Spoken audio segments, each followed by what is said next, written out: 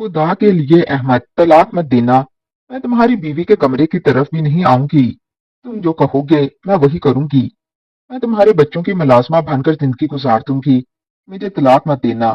मैंने रोते हुए अपने शोहर के पांव पकड़े तो मेरी सोकन आगे बढ़ी और मुझे बाजू से पकड़कर खींच कर बोली, अपने ड्रामेबाजी बंद करो। अगर तुम्हें अहमद की खुशी का ख्याल होता तो कितनी बार तुमसे कहा था कि हमारे बीच मत आया करो। अहमद, दो तलाक, वरना मैं अपने बच्चों को लेकर चली जाऊंगी यहाँ से। मेरी सोकन ने मेरे शोहर की तरफ गुस्से से देखते हुए कहा। मैं रो रही थी और हाथ जोड़ रही थी कि अहमद, ऐसा मत करना। मैं ऐसे ही घर छोड़कर चली जाऊंगी। तलाक मत देना। मेरे नाम के साथ अपना नाम रहने दो। मैं हसरत भरी नजरों से इसकी तरफ देख रही थी कि शायद मेरी आंखों के आंसू देखकर इसे मुझ पर तरस आ जाए और मुझसे अपना नाम ना छीन ले। अहमद ने मेरी तरफ देखा और, मेरा नाम सारा है और मेरी जिंदगी के सफर का आगाज इन ख्वाबों से हुआ जो हर लड़की अपनी आंखों में से जाकर ससुराल जाती है। मेरी शादी मेरी खाला के घर हुई, जहां अहमद मेरा जीवन साथी बना। अहमद और मेरी पसंद एक थी, इसीलिए शादी के शुरू के साल किसी ब्रिस्तान की कहानी जैसे लगते थे। अहमद मुझसे इतनी मोहब्बत करता कि घर का हर फर्द हमारी मिसालें देता। वो दफ्तर से आते हुए मेरे लिए मेरी पसंद की छोटी छोटी चीजें लाता, मेरी हर तकलीफ को अपनी तकलीफ समझता और हम घंटों बैठकर अपने मुस्तकबिल के मंसूबे बनाते। अहमद का रवैया मेरे साथ एक शहजादी जैसा था। वो न सिर्फ मेरा शोहर था बल्कि मेरा बेहतरीन दोस्त और हमदर्द भी था। इस दौर में भी मुझे कभी महसूस ही नहीं हुआ कि जिंदगी में कभी दुख के साए भी आ सकते हैं, क्योंकि अहमद की मोहब्बत मेरी ढाल बनी हुई थी और वो मुझे दुनिया की हर खुशी देना चाहता था। लेकिन खुशियों के इस सफर में मेरी दो नंदें एक ऐसी दीवार की तरह थीं, जिनका मिजाज बहुत सख्त और गुस्से वाला था। खास तौर पर मेरी बड़ी नंद, जिसका अपना शोहर बहुत ही बदतमीज और गुस्से वाला था। इसे मेरा और अहमद का प्यार एक आंख ना भाता था। जब भी वो अपने शोहर के साथ मेकी आती और देखती कि अहमद मेरी कितनी इज्जत करता है और मेरी हर बात को अहमियत देता है, तो इसके चेहरे पर हसद के तासुरात साफ नजर आने लगते। वो अक्सर अहमद के सामने ऐसी बातें करती जिससे मेरी तौहीन हो, मगर अहमद हमेशा मेरी इज्जत का पास रखता और इसे प्यार से समझाता कि सारा इस घर की इज्जत है। नंद की जलन इस हद तक बढ़ चुकी थी कि वो मेरे और अहमद के दरमियान तलखियां पैदा करने का कोई मौका हाथ से न जाने देती थी, क्योंकि इसे अपनी जिंदगी की महरूमियां मेरे सुकून में कांटे बनकर चुपती थी।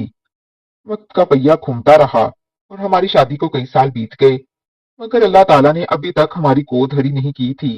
जैसे जैसे वक्त गुजरता गया, घर की फजा बदलने लगी और वो मोहब्बत अमीज लहजे तानों में बदलने लगे। हमने उम्मीद का दामन थामे रखा और शहर के बड़े बड़े डॉक्टरों के पास जाना शुरू कर दिया। हर बार मुआयने के बाद डॉक्टर यही कहते कि आप दोनों बिल्कुल ठीक हैं, मेडिकल के लिहाज से कोई मसला नहीं, बस अल्लाह की तरफ से थोड़ी देर है। ये सुनकर दिल को तसल्ली तो मिलती, लेकिन जब घर लौटते तो सास और नंदों की खामोश नजरें सवालिया निशान बनकर मेरा पीछा करती। अहमद भी अब आहिस्ता आहिस्ता संजीदा रहने लगा था, क्योंकि इसे भी औलाद की कमी शिद्दत से महसूस होने लगी थी। हमने महंगी तरीन अद्वियात खाई, टेस्ट करवाए और अस्पतालों के चक्कर काट काट कर थक गए, मगर हर महीना मायूसी की एक नई लहर लेकर आता। जब डॉक्टरों से बात ना भरी तो फिर हकीमों और पीरों फकीरों का वो तवील सिलसिला शुरू हुआ, जिसने मेरी जहनी हालत को झंझोड़ कर रख दिया। मेरी सास कभी किसी दूर दराज गांव के हकीम के पास ले जाती, तो कभी किसी आस्ताने पर दम करवाने के लिए घंटों धूप में बैठाई रखती। मुझे कड़वी कसीली दवाइयां पिलाई जाती और तरह तरह के वहमो गुमान मेरे जहन में डाले जाते। पीरों के दरबारों पर जाकर मैंने सजदे किए, मिन्नतें मांगी और अल्लाह से गिड़गिड़ा कर दुआ की कि या अल्लाह मुझे इस आजमाइश से निकाल दे। सास अब खुल्लम खुल्ला मुझे मनहूस कहने लगी थी और नंदे कहती थी कि अहमद की जिंदगी एक ऐसी औरत के साथ जाया हो रही है जो उसे बाप बनने की खुशी नहीं दे सकती। ये वो घर जो कभी मोहब्बत का गहवारा था, अब मेरे लिए एक ऐसा कैद खाना बन चुका था, जहां हर दीवार से मुझे ताने सुनाई देते थे। एक दिन बड़ी नंद को जैसे अपनी दिरीना ख्वाहिश पूरी करने का मौका मिल गया। वो तो पहले ही मेरी खुशियों को आग लगाने की दर पे रहती थी। वो बड़े गुस्से में मेरे पास आई और मुझे बाजू से पकड़कर अपने कमरे में ले गई, जहां मेरी दूसरी नंद पहले से ही किसी गहरी साजिश का हिस्सा बनी बैठी थी। बड़ी नंद ने अपने लहजे में जहर घोलते हुए मुझसे कहा कि सारा, अब बहुत हो गया। 12 साल का तवील अरसा कोई मजाक नहीं होता। तुमने कब तक अहमद की जिंदगी को बांझपन की इस आग में झोंके रखना है। इसने बड़े मकाराना अंदाज में मुझे समझाना शुरू किया कि अगर तुम कहती हो कि अहमद तुमसे इतनी मोहब्बत करता है और तुम्हारी हर छोटी से छोटी खुशी का ख्याल रखता है, तो क्या तुम्हारा फर्ज नहीं बनता कि तुम भी बदले में से वो खुशी दो जो इसका हक है। इसने बड़ी बेरहमी से मेरी दुखती रग पर हाथ रखा کہ احمد دوسروں کے بچوں کو کتنی حسرت سے دیکھتا ہے۔ کیا تمہیں اس کے چہرے پر پھیلی وہ ویرانی نظر نہیں آتی؟ اگر تم اس سے سچی محبت کرتی ہو تو اپنی محبت کا ثبوت دو اور اسے دوسری شادی کی اجازت دے کر اس گھر کا وارث لانے میں مدد کرو۔ نندوں کی یہ باتیں سن کر میرے پیروں تلے سے زمین نکل گئی اور ایسا لگا جیسے کسی نے چلتی سانسوں کے درمیان میری جان نکال لی ہو۔ میں بالکل بت بن کر انہیں دیکھ رہی تھی اور سوچ رہی تھی کہ اللہ نے ایک عورت کے دل میں دوسری عورت کے لیے اتنی نفرت کیوں رکھی ہے۔ میرا دل خون کے آنسو رو رہا تھا کہ میں اس شخص کو کسی اور کے حوالے کیسے کروں جس کی ایک آہ پر میرا دل تڑپ اٹھتا تھا۔ احمد تو میری زندگی کا کل اثاثہ تھا۔ میں نے تو اپنی پوری ہستی اس کے نام کرتی تھی۔ اب اسے کسی اور عورت کے ساتھ بانٹنا میرے لیے جیتے جی مرنے کے مترادف تھا۔ نندوں کے تانے میرے کانوں میں ہتھوڑوں کی طرح برس رہے تھے اور وہ بار بار یہی دہرا رہی تھیں کہ احمد نے تو 12 سال نبھا کر اپنی محبت ثابت کر دی، اب تم اسے دوسری شادی کروا کر اپنی قربانی پیش کرو۔ میرا پورا وجود کانپ رہا تھا اور مجھے اپنا بستا ہوا گھر مٹی کے ڈھیر کی طرح بکھرتا ہوا محسوس ہو رہا تھا۔ کئی راتیں میں نے جاگ کر گزاری تھیں اور احمد کے سوئے ہوئے چہرے کو دیکھ کر روتی رہی تھی۔ آخر کار جب اس کا خاموش دکھ مزید نہ دیکھا گیا تو ایک دن میں نے کانپتے لہجے میں اس سے ایک تجویز پیش کی۔ میں نے کہا، احمد، اگر ہمیں اولاد نہیں ہو رہی تو اس میں ہمارا کیا قصور؟ کیوں نہ ہم کسی یتیم خانے چلیں اور وہاں سے کوئی پیارا سا بچہ گود لے لیں؟ اس طرح ہماری زندگی کی یہ ویرانی بھی ختم ہو جائے گی اور کسی معصوم کو گھر مل جائے گا۔ احمد نے جب یہ سنا تو اس کی آنکھوں میں ایک امید کی کرن جاگی اور اس نے کچھ کہنا چاہا، مگر میری بڑی نند جو دروازے کے پیچھے کھڑی ہماری باتیں سن رہی تھی وہ فوراً اندر آئی اور ایسا تماشا کھڑا کیا کہ پورے گھر کی دیواریں لرز اٹھیں۔ اس نے چیخ چیخ کر کہا، ہمیں کسی کا گرا ہوا یا لاوارث خون اپنے گھر میں نہیں پالنا۔ تمہیں کیا پتا کہ وہ بچہ کس نسل کا ہوگا، وہ جائز بھی ہوگا یا ناجائز۔ اس نے بڑی حقارت سے کہا کہ ہمیں اپنے بھائی کی اپنی جائیداد کے لیے اپنا خون چاہیے، کسی پرائے بچے کو ہم اپنے بھائی کا وارث کبھی تسلیم نہیں کریں گے۔ بڑی نند نے صرف تماشے پر بس نہیں کیا بلکہ اس نے اپنی باتوں کے جادو سے میری ساس کو بھی مکمل طور پر اپنے زیر اثر کر لیا۔ میری ساس جو شروع میں احمد کی دوسری شادی کے خلاف تھیں اور میری تکلیف کا احساس رکھتی تھیں، وہ بھی اپنی بیٹی کے مسلسل زہر افشانی کی وجہ سے بدلنے لگیں۔ بڑی نند نے اپنی ماں کو اس حد تک ڈرا دیا کہ اگر احمد کی اپنی اولاد نہ ہوئی تو بڑھاپے میں ان کا کوئی پرسان حال نہیں ہوگا اور خاندان بھر میں ان کی بدنامی ہوگی۔ ساس کے دل میں بھی اپنے پوتے کا ارمان جاگ اٹھا اور انہوں نے بیٹی کے ساتھ مل کر احمد کے لیے نئے رشتے ڈھونڈنے کا سلسلہ شروع کر دیا۔ اب صورتحال یہ تھی کہ میرے ہی سامنے بیٹھ کر لڑکیوں کی تصویریں دیکھی جاتی، ان کے خاندانوں کی باتیں ہوتی اور مجھے ایسا محسوس ہوتا جیسے ہر گزرتا لمحہ مجھے احمد سے دور کر رہا ہے۔ ساس اب میری طرف دیکھنا بھی گوارا نہیں کرتی تھی اور ہر وقت احمد کو دوسری شادی کے لیے اکسانے لگی، جبکہ میں بے بسی کی تصویر بنی اللہ سے اپنے گھر کی سلامتی کی دعائیں مانگتی رہ گئی۔ آخر کار وہ منحوس گھڑی آ ہی گئی جب احمد کی دوسری شادی طے پا گئی۔ نندوں نے ایک ایسی لڑکی کا انتخاب کیا جس نے نکاح سے پہلے ہی یہ شرط رکھ دی تھی کہ احمد اپنی پہلی بیوی کے پاس کبھی نہیں جائے گا۔ شادی کی پہلی رات جب احمد میرے پاس آیا تو اس کی آنکھوں میں شدید شرمندگی اور دکھ تھا۔ اس نے میرا ہاتھ پکڑ کر کہا، سارا، میں مجبور ہوں، میں تم دونوں کے حقوق پورے کروں گا اور تمہیں کبھی اکیلا نہیں چھوڑوں گا، بس تم میرا ساتھ دو۔ وہ مجھے تسلیاں دے کر چلا گیا، مگر نئی آنے والی بیوی نے جلد ہی اپنے مکروف فریب سے احمد کو مکمل طور پر اپنے قابو میں کر لیا۔ کچھ عرصے بعد جب وہ امید سے ہوئی تو گھر میں اس کی اہمیت آسمان کو چھونے لگی۔ وہ اب چھوٹی چھوٹی باتوں پر مجھ پر جھوٹے الزام لگاتی اور اس کا بس نہیں چلتا تھا کہ کسی طرح مجھے اس گھر سے نکال باہر کرے۔ جب اس نے جڑواں بیٹوں کو جنم دیا تو ساس کی خوشی کا کوئی ٹھکانہ نہ رہا۔ اب اگر وہ کوئی غلط بات بھی کرتی تو ساس اسی کی حمایت کرتی اور مجھ پر ظلم و ستم کا ایک نیا دور شروع ہو گیا۔ حالات اس قدر بدل گئے کہ میں نے خود کو ایک کمرے تک محدود کر لیا۔ میں نے سب سے بات کرنا چھوڑ دی تھی اور اپنا ہر کام خاموشی سے کر کے اپنے کمرے میں دبک جاتی تاکہ کسی کو مجھ سے شکایت کا موقع نہ ملے۔ مگر حسد کی آگ ایسی تھی کہ میرے الگ تھلگ رہنے سے بھی اسے مسئلہ تھا۔ ایک رات میری طبیعت اچانک بہت زیادہ خراب ہو گئی۔ میرا سانس اکھڑ رہا تھا اور مجھے لگ رہا تھا کہ شاید میری زندگی کی یہ آخری رات ہے۔ درد کی شدت سے مجبور ہو کر میں نے احمد کو فون کیا اور اپنی حالت بتائی۔ احمد کو پرانی محبت یاد آئی اور وہ مجھے فوراً ہاسپٹل لے گیا، جہاں معائنے اور دوائیوں میں 2 گھنٹے لگ گئے۔ جب ہم گھر واپس پہنچے تو دوسری بیوی نے کوہرام مچا دیا۔ اس نے ساس کے سامنے جا کر تماشا شروع کر دیا کہ یہ عورت بہانے بنا کر احمد کو اپنے کمرے میں بلاتی ہے اور اسے مجھ سے دور رکھتی ہے۔ اس نے دھمکی دی کہ میں اپنے بچوں کو لے کر جا رہی ہوں کیونکہ احمد نے پوری رات اس عورت کے ساتھ گزاری ہے जबकि मैं अकेले बच्चों को संभालती रही। वो औरत इस कदर चालाक थी कि इसने अपना बैग उठा लिया और घर से निकलने की अदाकारी करने लगी। इसने साफ कह दिया कि या तो इस घर में ये रहेगी या मैं। अहमद को फैसला करना होगा कि इसे तलाक देकर निकाले या मुझे जाने दे। मेरी सास जो पोते मिलने के बाद मुरव्वत भुला चुकी थी, उन्होंने भी अहमद पर दबाव डाला कि इसे तलाक दे दो। ये यहाँ रहकर क्या करेगी, इसे अपने भाई के घर भेज दो। इसी दौरान मेरी बड़ी नंद भी, जिसका घर करीब ही था, शोर सुनकर आ गई और इसने भी आग पर तेल का काम किया कि तुम्हारी अपनी बीवी और बच्चे हैं, इनका घर बर्बाद मत करो और इस मनहूस को फारिग करो। मैं अहमद के पाँव में गिर गई।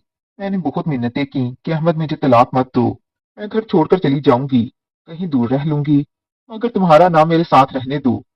लेकिन अहमद पर इस वक्त सबका दबाव इतना ज्यादा था कि इसने कांपते हाथों से मुझे तलाक दे दी और मैं अपना टूटा हुआ मुकद्दर लेकर अपने भाई के घर आ गई। भाई के घर मेरा रहना किसी बोझ से कम ना था। भाई और भाभी की तलखियां मैं ज्यादा बर्दाश्त ना कर सकी और उन्होंने जल्दबाजी में मेरी शादी एक ऐसे शख्स से कर दी जिसकी बीवी मर चुकी थी और इसके 3 बच्चे थे। वो आदमी बहुत ज्यादा सख्त मिजाज और कठोर था। वो मुझसे कभी सीधे मुंह बात नहीं करता था और हमेशा शक की नजर से देखता था। मैंने इनके बच्चों को अपनी औलाद की तरह पाला, इनकी हर जरूरत का ख्याल रखा, इन्हें वो ममता दी जो इनसे छिन चुकी थी। मगर मेरा नया शोहर मेरी किसी खिदमत की कदर नहीं करता था।